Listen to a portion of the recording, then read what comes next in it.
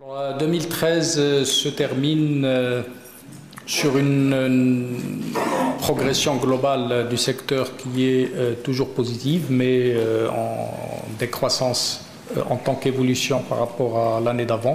Donc on est sur des années depuis maintenant quelques temps, 3 années que le rythme de croissance qui est toujours là, aussi bien des ressources bancaires que des crédits.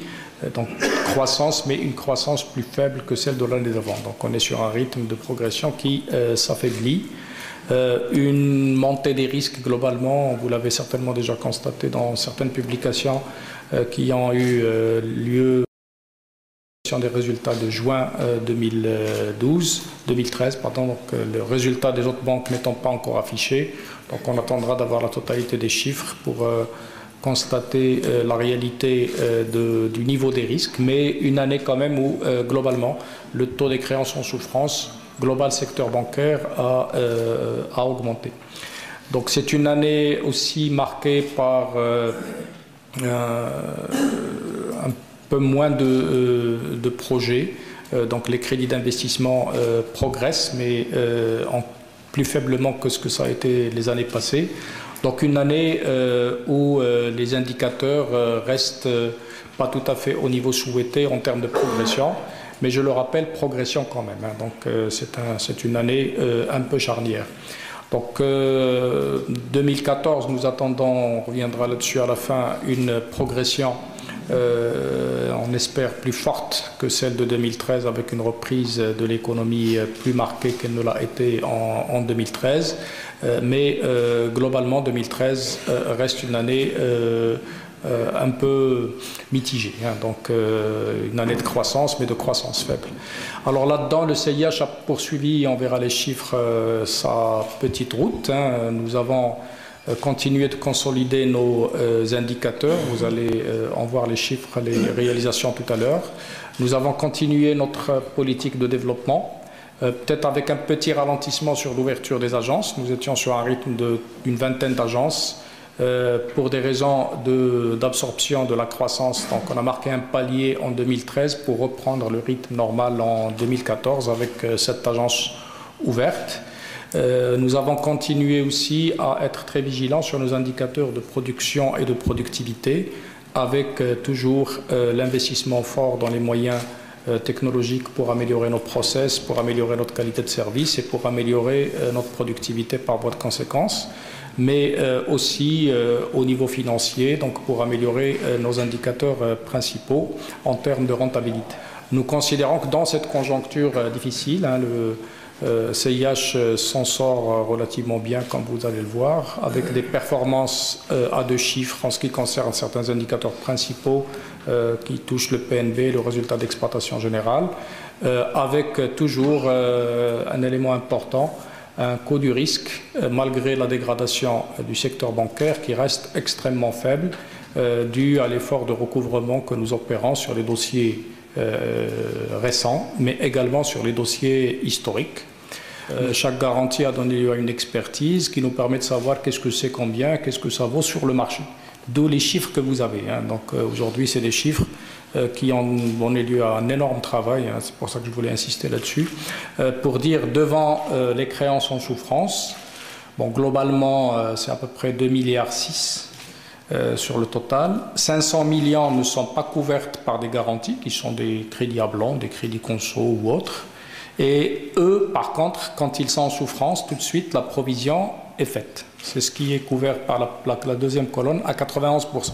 Donc là, le risque résiduel non couvert par des garanties, c'est à peu près 9% des fameux 500 millions. Donc ça vous donne un chiffre à peu près de 45 millions, qui n'est pas évidemment insurmontable pour la banque, sachant que sur les 45, il y a des procédures et il y a un taux de recouvrement relativement intéressant d'ailleurs. C'est ce qui nous permet d'afficher le coût du risque faible que vous voyez.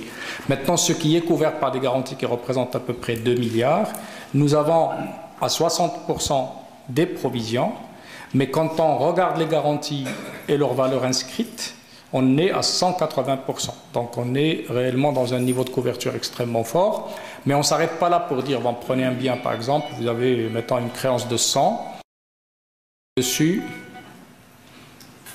Dessus, j'ai une garantie de 80. mais le 80, est-ce que ça vaut sur le marché? Donc c'est ce qu'on est allé voir.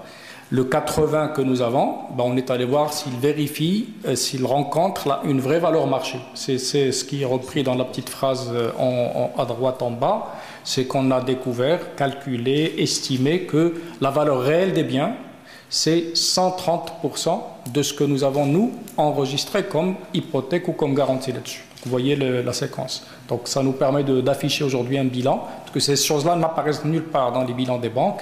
Quelle est la valeur réelle des garanties que vous avez pour pouvoir récupérer vos biens. Donc dans un monde parfait où les procédures judiciaires seraient rapides et les procédures d'exécution des décisions judiciaires seraient aussi rapides, décision justice, c'est comme par exemple on met un bien à la vente, ben on récupérerait la totalité de nos créances, c'est ce que ça veut dire. Maintenant évidemment, il faut intégrer là-dedans le cycle réel de procédures judiciaires, de réalisation de biens que nous avons estimé aussi.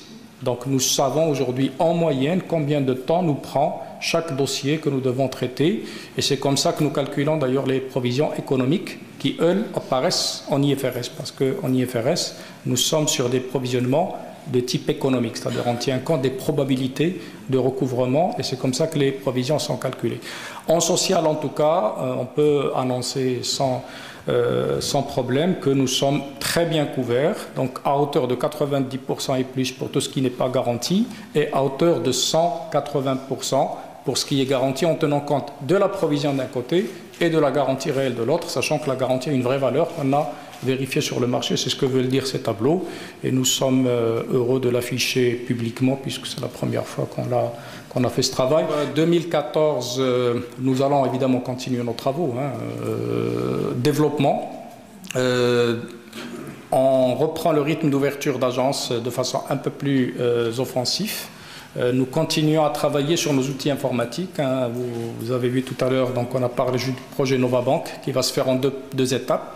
Une très grande étape sera franchie le mois prochain, puisqu'on démarre la partie commerciale et la partie opérationnelle qui tourne déjà, mais qu'on va juste remplacer par une partie plus conviviale, plus facile, avec un positionnement que vous allez voir, puisque nous allons communiquer là-dessus en son temps, pour repositionner la banque grâce à tout ce travail de mutation technologique et nous espérons au fur et à mesure sur les ordinateurs que vous avez, les portables, les smartphones, les tablettes, vous amener une banque nouvelle dans vos poches et dans vos sacs pour que vous puissiez traiter le plus efficacement du monde vos opérations.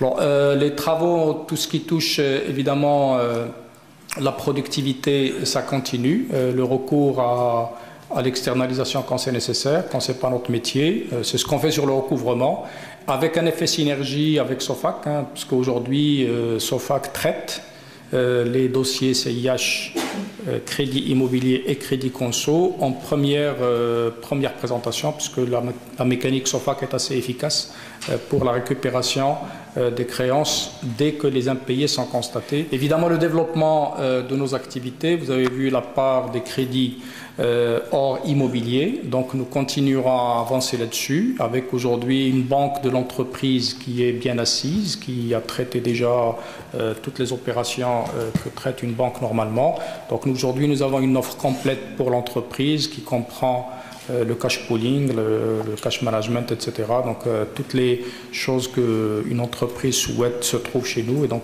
ce créneau pourra continuer à être développé.